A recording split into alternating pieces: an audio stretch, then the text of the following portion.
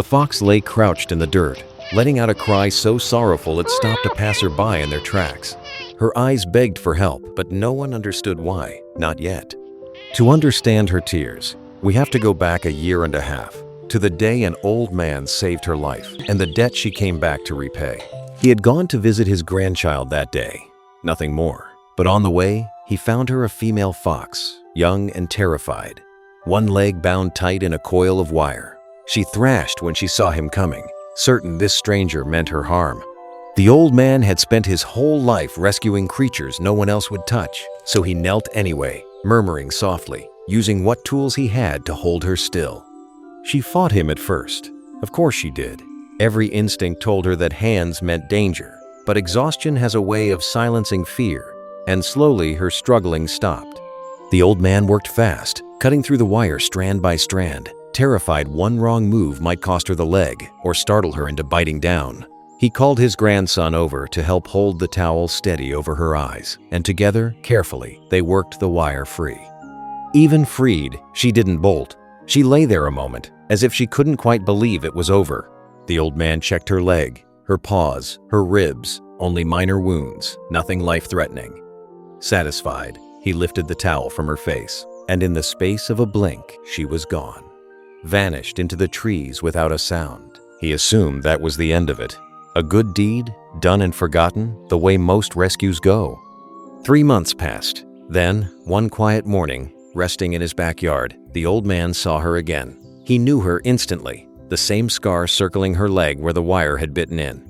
She hadn't forgotten him either, though fear still had its grip on her. When she saw him move, she fled a few steps, torn between memory and instinct. But hunger is patient, and when he set food down, she crept back and ate like she hadn't eaten in days. He simply sat there and watched her, this small, wild thing, choosing again and again to stay a little closer. When she finished eating, she did something he never expected. She leaned in and sniffed his hand, gentle as a whisper. It was her way of saying, "I remember. I trust you." From that day on, she returned, not every day at first, then almost every day. The old man, long a widower, found himself no longer eating his meals in silence. He never caged her, never clipped her freedom. She came and went as she pleased. But he gave her a name, Yaiza. And little by little, Yaiza made his house her second home. She trotted into his room like she owned it. She nosed her way into the kitchen when dinner was cooking, patient and hopeful by the stove. She had her own bed now, and after eating her fill, she would curl up in it before slipping away again into the woods, always coming back.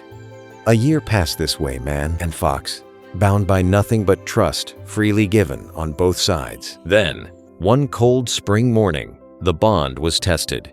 The old man stepped outside for his morning walk and found Yaiza lying in front of the house, shivering, her cry different from any sound she'd made before, raw, desperate, pleading. He had never seen her like this.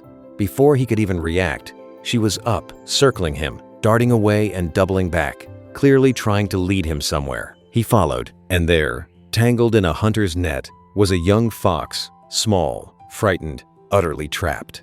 It hit him all at once. Yaiza hadn't come to him for herself. She had come because she remembered exactly what it felt like to be caught in wire with no way out. And she knew, somehow, that this old man was the one person who could help. She had led him straight to her own child. The old man ran for scissors and rope and rushed back, working as fast as his hands would allow.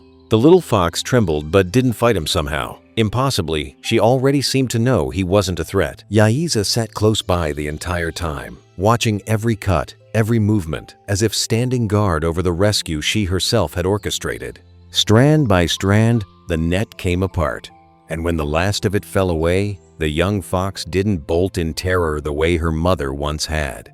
Instead, she lingered, sniffing curiously at the tools that had just set her free, gazing calmly at the old man who had somehow already earned her trust before they'd even met. She knew, in whatever way foxes know these things, that this stranger was her mother's friend. That was 3 years ago now. Today, the bond between the old man and Yaiza has only deepened a friendship built not on ownership, but on two creatures who once helped each other when it mattered most. Yaiza still visits, but she no longer comes alone. She brings her children with her, generation after generation, padding across the same backyard where it all began. The old man's grandchildren, once just curious bystanders, now spend afternoons playing among the foxes as if it were the most natural thing in the world. For a man who once lived in quiet solitude, this unlikely family, wild, free, and utterly loyal, has become the most precious gift he never expected. Proof that kindness, once given, has a way of finding its way back to you, wrapped in fur and trust, again and again. Thank you for watching until the end. If this story touched you, let us know in the comments below. And don't forget to subscribe for more heartwarming stories like this one. See you in the next video.